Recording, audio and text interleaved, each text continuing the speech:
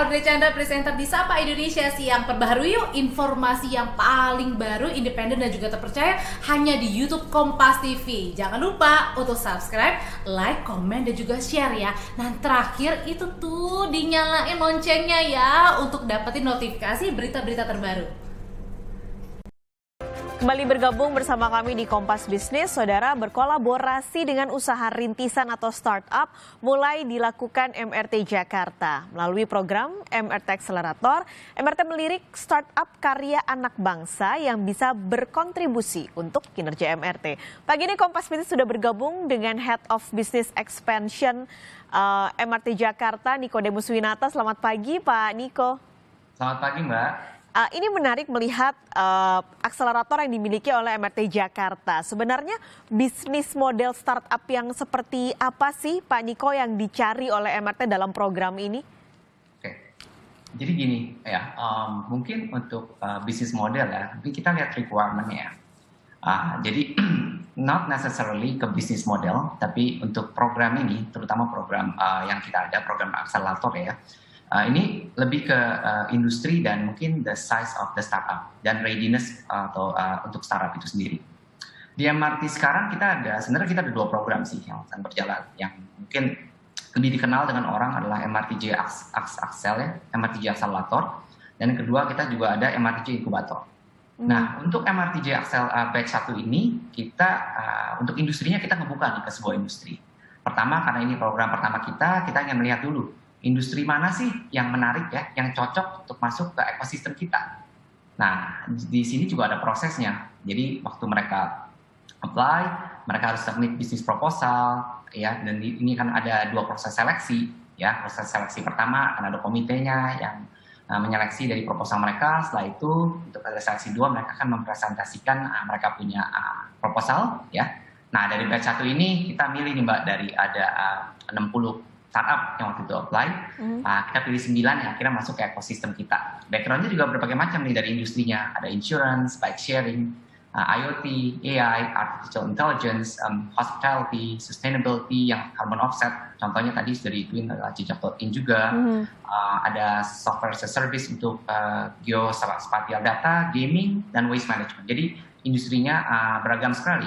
Setelah itu kita melihat dari readiness sisinya ya. Salah satunya kita lihat dari size-nya, pendanaannya.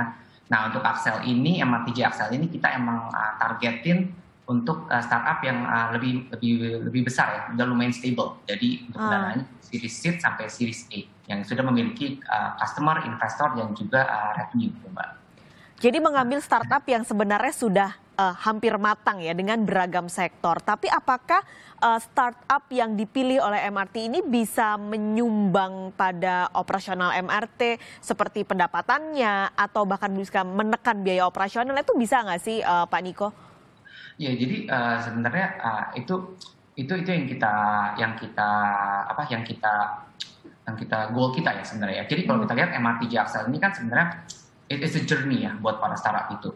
Jadi ini adalah 6-month journey ya, di mana para startup ini waktu mereka masuk nanti mereka akan meng-create suatu inovatif produk atau service atau solution ya, yang end goal-nya dari komersialisasi barang kita.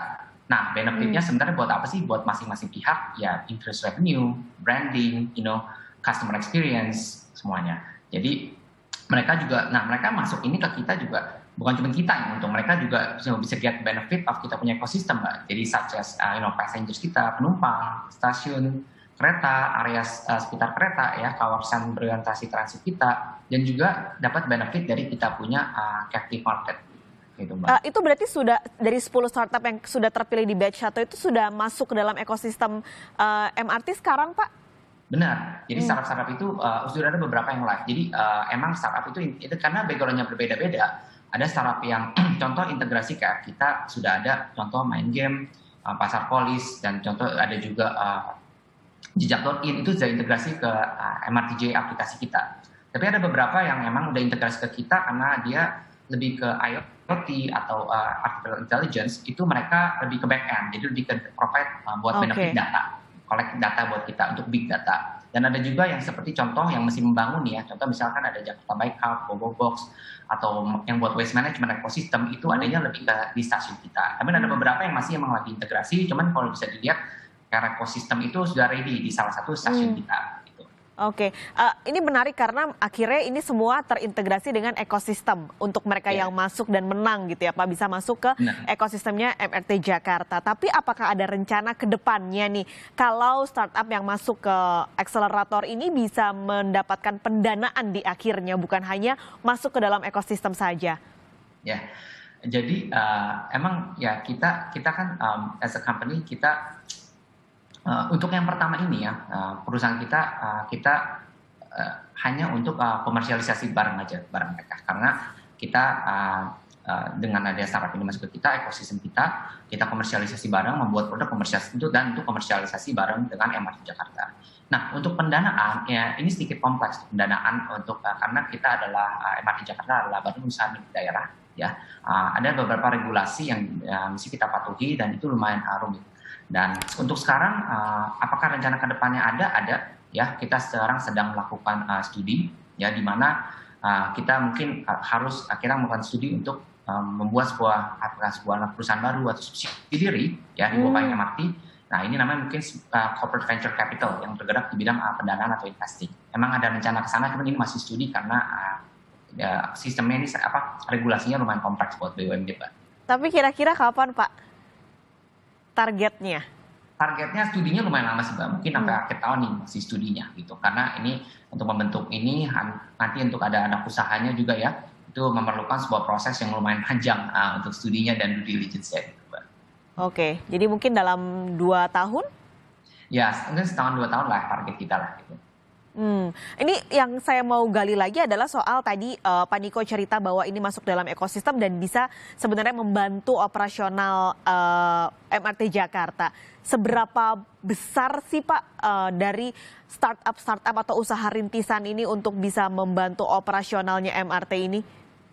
Sebenarnya saya bilang tadi sebenarnya 2 ya. Kalau sekarang kan mereka tuh bisa operational efficiency dan juga revenue increment ya. Kalau buat kita revenue tentu ada, walaupun sekarang belum begitu besar, tapi sudah lihat nih ada potensi dari produk-produk itu. Ya, itu berapa besar sudah bisa dihitung belum Pak potensinya untuk bisa menambah revenue-nya?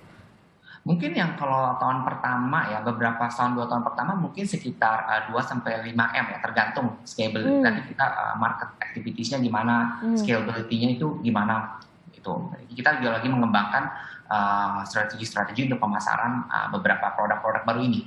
Jadi targetnya memang masih lumayan kecil, tapi as we go along nanti ada batch berikutnya ya. Nah itu nanti kecil-kecil gitu ya, jadi satu. Nah itu kita berharap bisa mendapatkan revenue yang lebih banyak gitu ke depannya.